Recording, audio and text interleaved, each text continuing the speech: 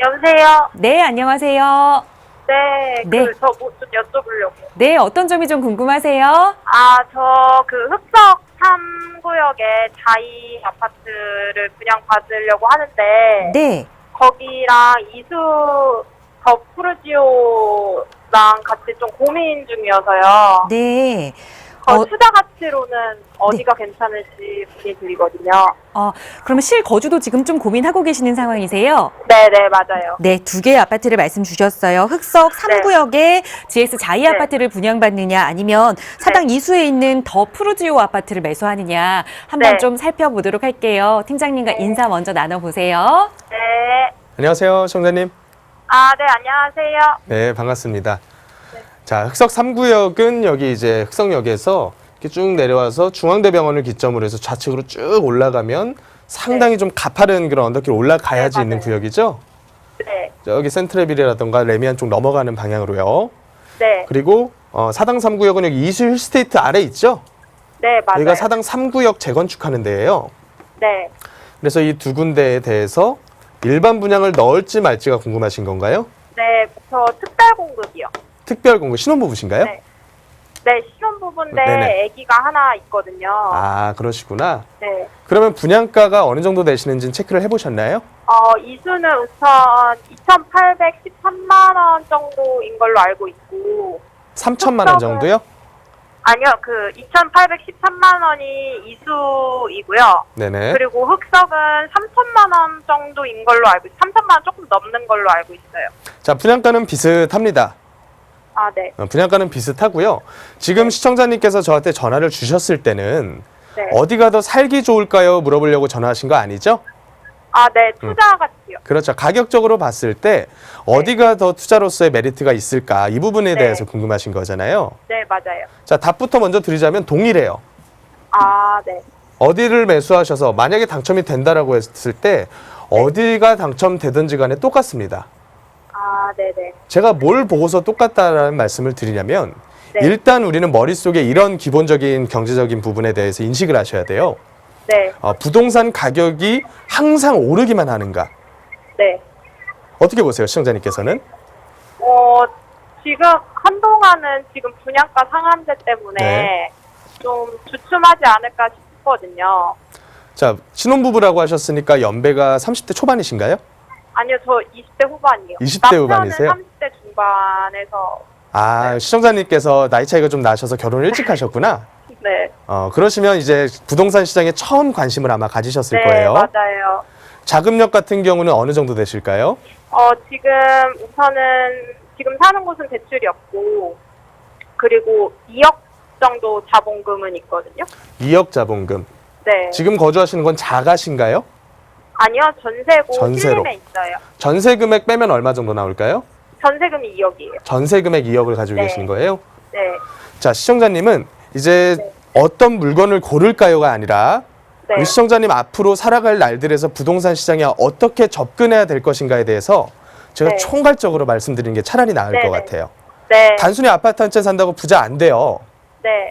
아파트 한 채를 샀다는 거는 이제 시장에 참여를 했다는 거고 네. 다른 시장 참여자들 가격 올라갈 때 나도 네. 같이 그냥 올라갈 수 있다라는 점뿐입니다. 네. 하나의 차이점은 이제 많은 분들께서 저한테 두 개를 보고 오셔서 여기가 좋아요, 저기가 좋아요 물어보시잖아요. 네. 그러면 이런 분양 물건이 아니더라도 정말 똑같은 물건들 가지고 와서 저한테 물어보세요. 네. 왜 그러냐면 많은 분들께서 요 자금력에 맞춰서 물건을 보고 오신단 말이죠. 네. 근데 여기 있는 요 자금력에 볼 수 있는 물건의 가액대가 큰 차이가 안 나요. 네. 네. 그렇다고 하는 건 가격은 뭔가? 가격은 누가 결정하느냐는 거예요. 네. 가격은 저나 시청자님처럼 이 시장 참여자들, 수요자들 있죠? 네. 이 수요자들과 공급이 만나서 결정이 되는 게 가격이죠. 네.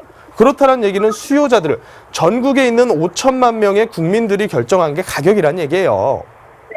그러니까 5천만 명 국민들이 같은 가격으로 본다는 거는 성격적인 면에서라던가 모든 부분을 감안했을 때 거의 비슷한 물건이란 얘기예요. 이해가 되시나요? 네네. 그러면 시청자님께서 하셔야 될 점은 만약에 진짜로 아기를 키우면서 집이 내 집 아파트 신축이 정말 필요해서 하시는 거면 지금 두 개 중에 하나라도 아무거나 가셔도 좋아요. 아, 네. 단순히 전세를 그냥 생각 없이 돈이 모일 때까지 계속 전세 사는 것보다는 어떤 시점에서 사도 실물 자산에 탑승을 해는 게 낫거든요. 네.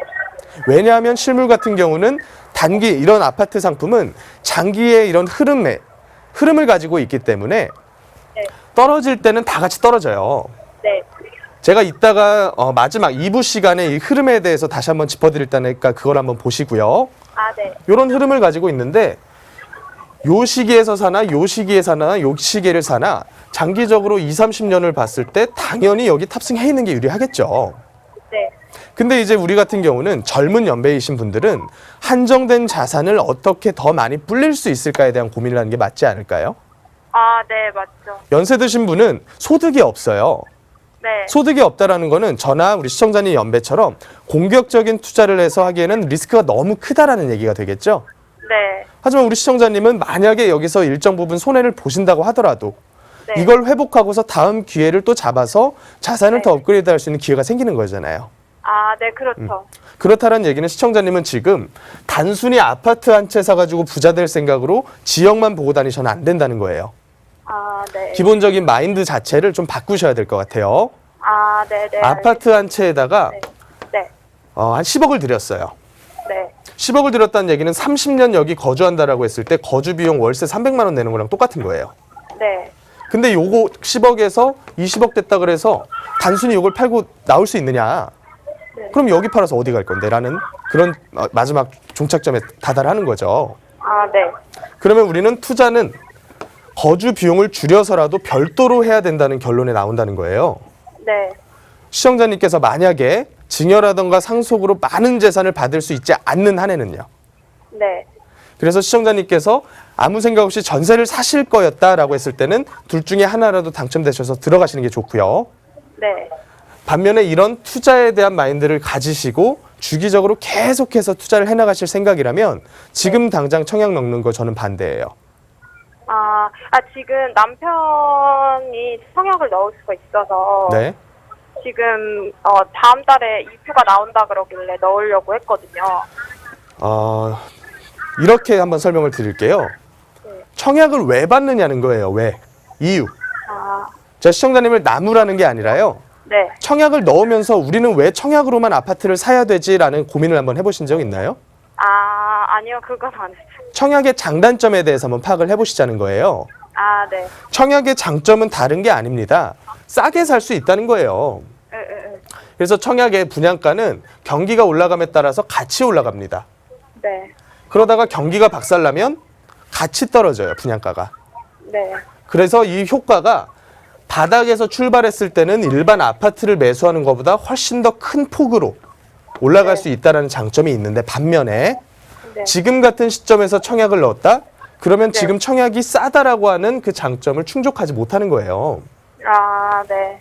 그러면 이 상태에서 당첨된 상태로 거의 한 3, 4년의 공사 기간을 거칠 거고요.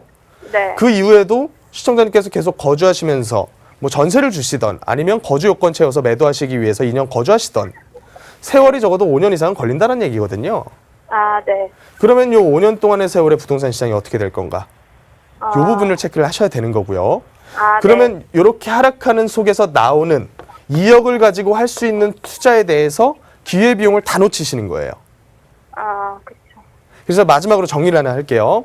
네. 만약에 시청자님께서 부동산 투자를 적극적으로 할 생각은 없고 단순히 신축 아파트가 살고 싶으신 거다라고 했을 때는 접근하세요. 아, 네. 당첨될지는 저도 모르겠지만 네. 일단은 넣어보시란 얘기예요. 하지만 두 번째 대안을 드릴게요. 네. 부동산 가격이 떨어질 때 나오는 그런 기회들을 2억이라는 자금으로 잡기 위해 노력하겠다라고 했을 때는 이거를 넣지 마세요. 아, 네. 방법이 뭔지 잘 모르시겠죠? 아, 네. 그러시면 세미나를 한번 와보세요. 아, 네. 알겠습니다. 그래서 지금 제가 드렸던 이 두 개의 결론에 대해서 배우자 되시는 분과 한번 다 같이 한번 말씀을 나눠보세요. 네, 네. 알겠습니다. 네, 이렇게 한번 정리해 볼게요. 네. 네.